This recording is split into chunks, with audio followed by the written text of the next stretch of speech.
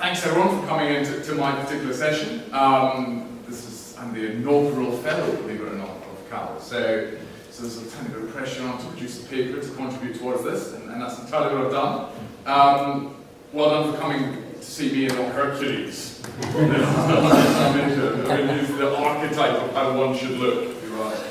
I'm into terrifying. Skill 2 costume. Right. I'm getting all flashbacks when I was a kid. Okay. Anyway, the paper method. So,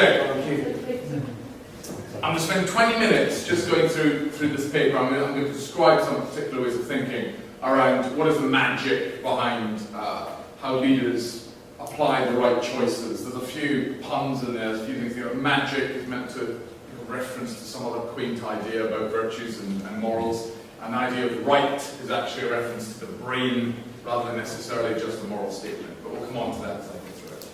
So, let's start it off.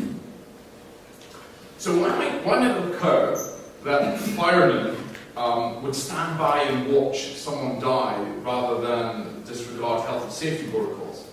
Why would a drilling supervisor disable the safety alarms in an oil rig to help co-workers sleep? Or why would a soldier risk their career to uphold the principle of fairness? These questions characterize real moral dilemmas, and they are ones faced by people I've actually worked with. So these are all real stories. The common thread that runs through those dilemmas is leadership choices, what leaders actually choose to do when faced by moral dissonance. Specifically, what is the right thing to do according to a standard outside of natural reasoning, i.e. how our brains work, or our appetite for self-preservation, which is the biggest driver in life. My perspective, the one I'm going to share with you, is that making the right choices, ergo leaders doing the right thing at the costs of doing things right, I'll explain that more later, involves a touch of leadership magic, a deftness in dealing with moral dilemmas by appealing to a higher order of integrity and a higher order of morality, and by engaging different ways of thinking with the brain. Finally, brief lessons will be given from my own research, actually, into British Army and industry, into how we actually build value-based leadership, and I'll share this at the end. It's a bit of synthesis. Okay, but first, let's look at what it means for leaders to make the right choices. You'll all have heard that saying by Warren Bennis that said managers are people who do the right things, and leaders are people who do things right. This common idiom is often used, for instance, in leadership training, to describe a categorical difference between what managers and leaders actually do. Importantly, it reveals a causal difference or an explanation for why we have differences in judgment, decision-making, and selection of actions by managers and leaders. It reveals what kind of things we're comfortable doing and uncomfortable doing, and it seems there's a significant difference. But let me explain how that idiom affects moral dilemmas and moral courage. You see, between doing the right things and doing things right, we are trapped in a paradox. Where on one side, doing things all right all of the time is obviously the ideal. Indeed, if we did things right all of the time, we would be fully optimized actors, capable of maximally applying our expertise and know-how to sufficiently perform absolutely any task. We could be trusted to get things done. And would this not ultimately secure our utmost personal integrity and credibility with our followers, peers, and our superiors? Well, of course it would. And would it not automatically mean that we'd be promoted upon our first look? Well, of course it would. We might call this pursuit the ideal right, managing to do things right all the time. However, reality reveals we often face unfamiliar challenges and difficulties in sustaining this ideal right. Dishonesty, bullying, harassment, to make it metaphoric, naked emperors, elephants in the room, and awkward truths brushed under carpets. These challenges are habitually discomforting to us, yet despite this discomfort, they must be overcome in order that progress is made. These obstacle things are not ideal at all, but undesirable and unsafe for the manager, full of treacherous ambiguities and personal risk. So back to the paradox. In the management paradigm, obstacle things threaten the ideal right. If the ideal right provides a clear route to personal success and advancement, which it does, obstacle things represent a threat to personal comfort and self-preservation. They reveal a deep struggle as managers and leaders on things that are manageable versus things that are potentially unmanageable. In the leadership paradigm, obstacle things must be overcome and resolved, despite risk, physically, emotionally, or professionally. And to get this right requires a touch of magic, an acuteness of inspirational character that appeals to a higher order of integrity and measures itself against a different criterion of success. We spoke about that earlier, remind back to that. Something beyond the ideal right, something beyond getting it right all the time. And it's precisely in that space of what we call wicked problems that these obstacle things and this higher order of integrity, that's where we find moral courage and that's where we find moral dilemmas. To use a metaphor, imagine an object. To imagine an object, right? It's a water bottle or a golfing trophy, it doesn't really matter. Resting on a table, and you wish to knock over that trophy or that obstacle, and in your possession you have a ping pong ball, like the one in my hand, or the tennis ball, which is currently rolling around B1463 flight to Ibiza, which fell out my bag. So if I had a tennis ball or a ping pong ball, you have a choice of either ball to carry out this task. But you're aware that this ping pong ball is not sufficient for the task. This ping pong ball cannot knock over the object. The object is too strong for it. The most it can do is swerve the object and maintain the status quo. Only the tennis ball is sufficient in corpus and gravitas to execute this task. The ping pong ball represents the comfort zone by swerving wicked issues and by trying to always maintain the right way of doing things. The tennis ball characterizes leadership and its obligation to remove the obstacle by a means of magic, by the most courageous action and by the substantive chest. It is magic. I'll get on to that later. In such a way, managers may actually avoid obstacle things, such as moral challenges and moral courage, whereas leaders are compelled to make deliberate choices to tackle obstacle things head on, and in doing so, disregard personal comfort and self-protection. Certainly these choices are tough to make, and water is spilled and the trophy is broken, but simply put, leaders do the right thing. So proposing that morals and moral courage, i.e. the act of defending morals when they're under threat, are obstacle things, which only leaders can act upon. What is, and where can we find a baseline of what is right and wrong? We discussed this in Nancy Selden's session. That they should actually influence leaders' actions. While spanning time and context, even allowing for cultural or factual differences, what we regard as morals or morality is actually pretty consistent. Be of good character and ethically virtuous, upholding truth, justice and kindness, defending honour, integrity, magnanimity and fairness, and defending the weak and the powerless. Over time, these things have been called various things. Ordo mores, ordinate affections, beyond existence, the law, the RZA, Teo, beginning to sound like the Wu-Tang Clan. Some may regard these concepts as merely quaint or even magical. However, what is common across them is that they propose objectivity, that they are really true. I should state that this moral realism is not necessarily committing us to a theistic cause. It could be a Darwinian mechanism that creates hardwiring for preservation. But nonetheless, morals are to be conceived or to be understood in an objective sense. And they should not be confused with merely corporate values. I've worked with BP, and their corporate values include profitability and efficiency. You don't see those as the type of virtues or laws that we're trying to defend here.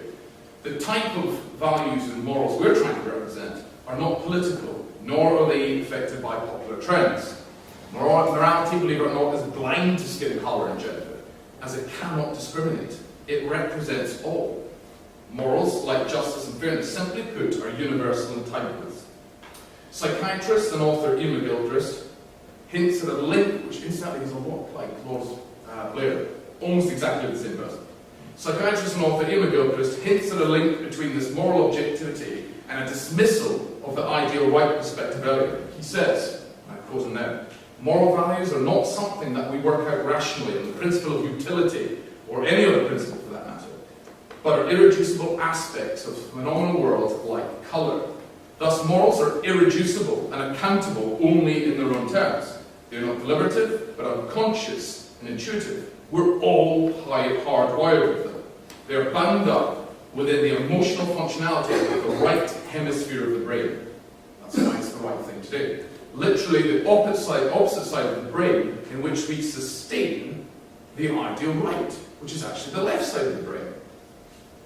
Neuroscience provides insights into where morals and moral courage originate in a conscious experience. Moral values are bound up in the cognitive capacity for empathy, not reasoning, and utilize a complex right hemisphere network involving the right prefrontal cortex, and, as research will show, specifically the right ventromedial frontal and the right orbitofrontal cortices for making moral judgments. For example, strong evidence of moral values and brain functionality are found in linkages between things like a sense of justice and the right dorsolateral prefrontal cortex. Basically, this is where it's physically found. We can physically locate morals. In essence, the right frontal lobe is where we acquire capacity to see the other's point of view. It is the home of social and empathic understanding. It is the right frontal lobe that inhibits our self-centered impulses. For our self-centered impulses, which trigger self-control, restraint to self-risk, proceed from my left hemisphere. And it's only my right hemisphere that frees us from this. But why is it important that we even talk about neuroscience and neurology when coming to moral courage? Because a marked consequence of the world that we currently actually live in is that we're inclined to value more the rational capabilities of the left hemisphere. This is well recorded in literature. There exists what we call hemispheric rivalry in our brains, and the left is winning all of these cognitive battles. It's actually physically winning the cognitive battles, because our brain is actually shifting, it's forcing. The left frontal lobe is actually forcing the right one, so it's physically winning the battles as well. We seek logic and linear rationality in all that we do, through fixed and isolated facts and evidence, through lifeless, that is to say emotionless, decontextualized sense data, and information reduction downwards into manageable orders, rather than the other way around, of working upwards from order towards increasing complexity and ambiguity. Our brains have it the wrong way around. We thus have a cognitive bias to do everything right. And the single-mindedness we pursue the ideal right. Intriguingly, the left hemisphere is a deft manipulator, justifying and maintaining fantasies with unnerving overconfidence and persuasiveness. This would predictably lead to individuals bereft of moral courage being entirely unaware or unaccepting of their injudiciousness. It is perhaps not surprising, but rather disconcerting, that the left side of our brain is actually called the God's eye. Furthermore, the left hemisphere is sticky and has a tendency to recur to what only it recognizes. It seeks to discover what it already knows and doesn't provide any new solutions. And so it returns to this closed system of pursuing the ideal right, what I know based on my experience. Plainly stated, if not probably a little bit oversimplified, the left hemisphere is deeply egocentric and the right hemisphere is altruistic. So if values are congruent with egocentrism, the problem we have with the left hemisphere is morals, square pegs for round holes.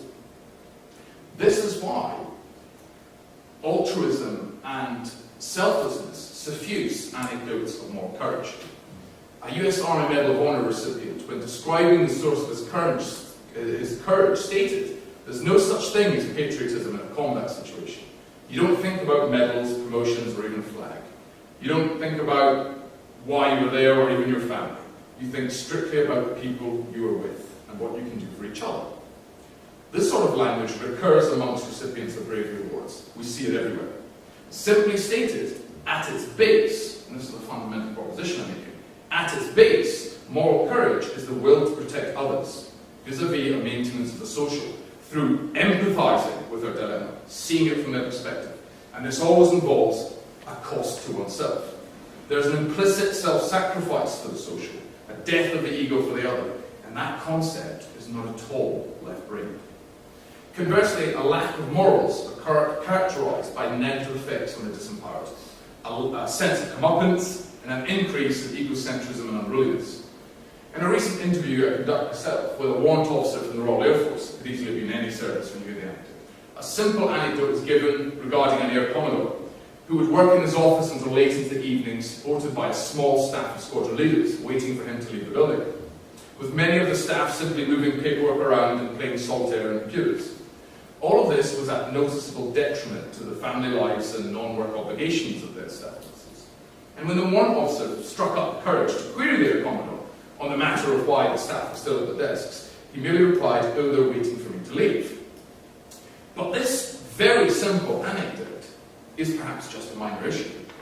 It is not at all deserving of any form of courage, let alone moral courage. Well, that depends if we're viewing it from the ego, the left hemisphere, or if we're viewing it from the social, the right hemisphere.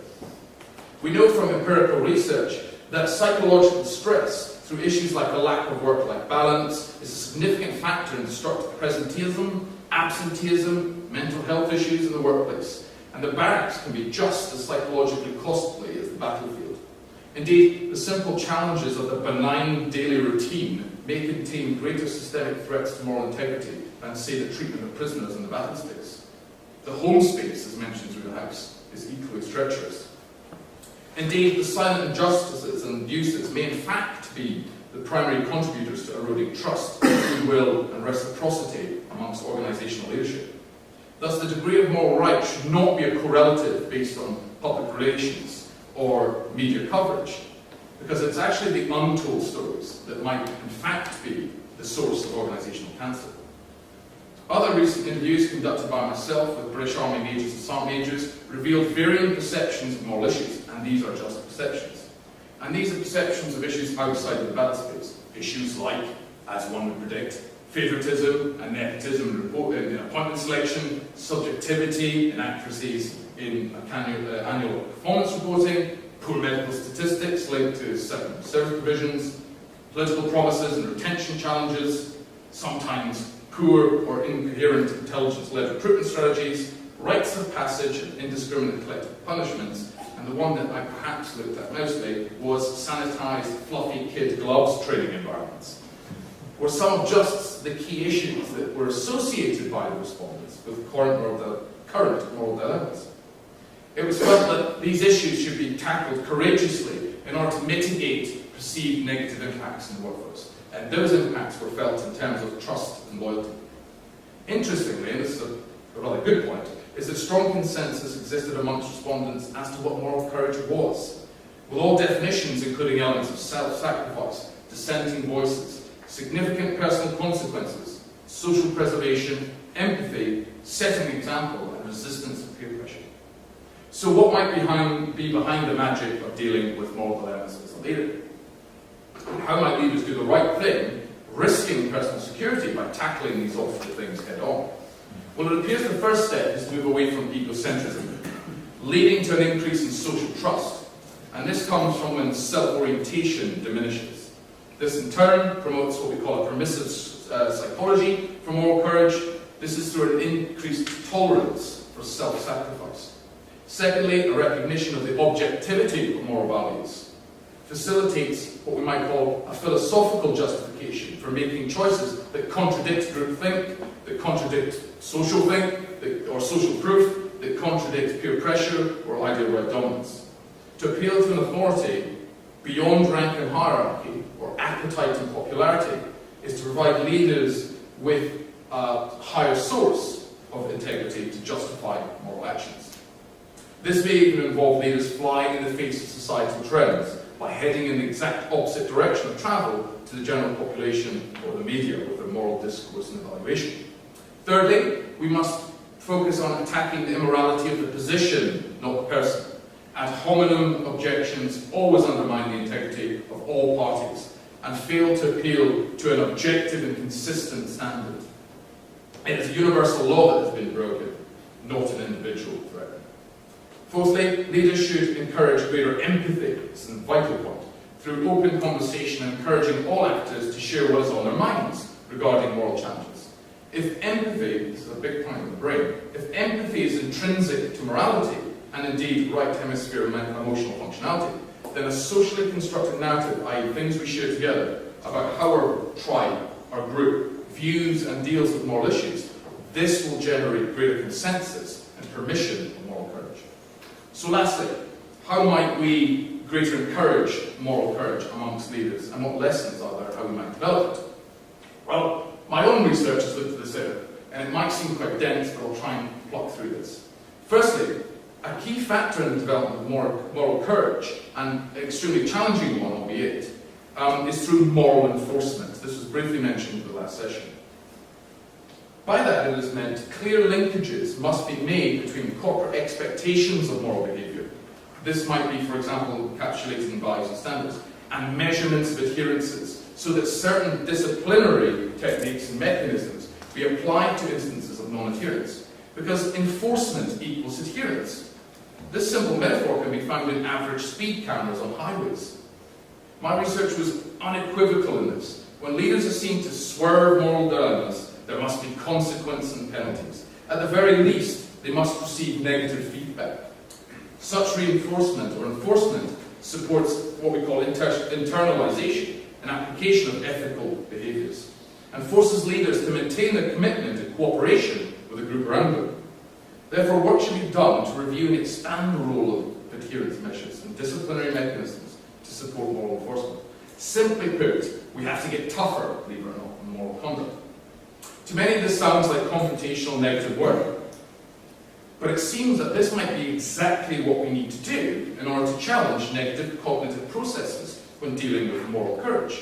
The brain, like any other biological system, seeks what we call homeostasis, which means when movement goes too far in one direction, it self-corrects, like temperature and thermostats. However, in the case of the God's eye left hemisphere, it instead promotes further movement in the same direction by latching on to positive feedback and not looking back. We see this in alcohol and drug addiction. We see it in gambling. We also see it in hubris and leadership, where leaders latch on to reinforcing positive feedback and make decisions beyond reasonable understanding and capability. But it is precisely through the right hemisphere that the brain switches direction, and it does this via negative feedback. Neurologically, negative feedback is strongly linked to empathy development, which, as we discussed earlier, is the basis of sound moral judgments, thus moral courage. This means to develop the right hemisphere's codices, we must use negative feedback. Thus, important tools like multi-rated feedback, sometimes called 360 feedback, or Slatermate, as some of you refer to it as, are useful, believe it or not, neurological tools as well as pedagogical tools. And they shouldn't just be for private soldiers or cadets. They should be for colonels, generals, politicians, and everyone else. We all have the same brains. Because it is negative feedback that biologically sets us free from left hemisphere biases. Secondly, clear linkages exist between the use of action learning simulations and values-based leadership development. Therefore, we should look to integrate moral dilemma scenarios into human resource activities like recruitment and selection, promotion boards, and training and development. By using action learning simulations, individuals build what we call situational awareness. What's interesting about situational awareness is it builds right hemisphere functionality. So situational awareness generates right hemisphere functionality.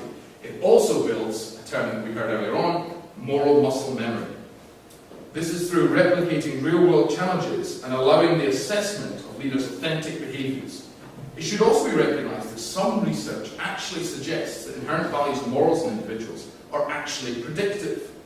Therefore, assessments through action learning may well be an affirmation process as well as a developmental one.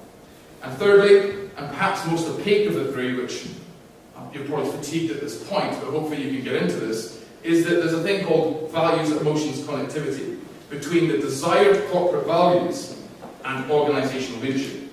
If the values are the conscience of the organisation, the emotions it generates in its leaders represents the collective psychological culture. Do the leaders feel valued and important?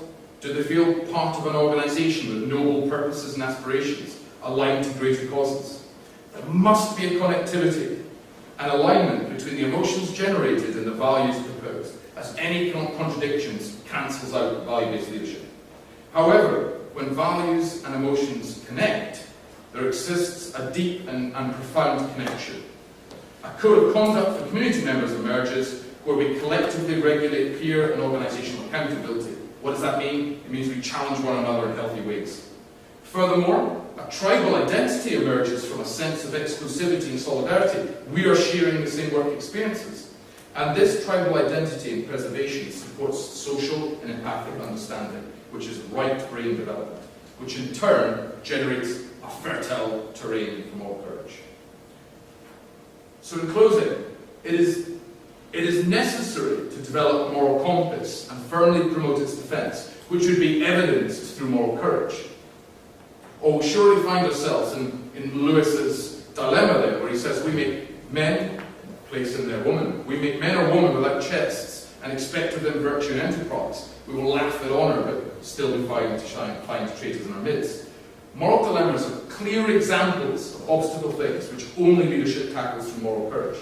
To have moral courage is to have leaders who make the right-brained choices on behalf of others when it's tough, and in the face of personal insecurity and risk.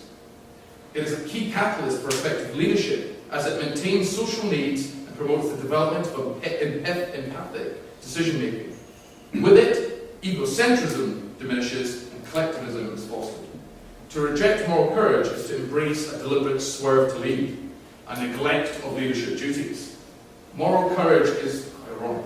Moral courage is not a childish notion held by the naive, the troublemakers, and the unpromotables, but is actually a vital element in the leadership mortar of teamwork, discipline, and trust, and is explicit evidence of sound character and social capital.